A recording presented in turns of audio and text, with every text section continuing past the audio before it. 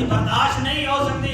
افسوس اس بات ہے کہ ہر 5-10 سال بعد کوئی نہ کوئی مکروہ چہرہ مسلمانوں کے دل نو جگر نو ایمان نو زخمی ضرور کرتا ہے، اس نو ٹھیس پہنچتا ہے، اور مسلمانوں کے ملک کے اندر اور مسلمانوں کے گھروں کے اندر مسلمانوں کے گلی اور محلے کے اندر ضرور ایک بات چلتی ہے اور انہوں نے ٹھیس پہنچتی ہے۔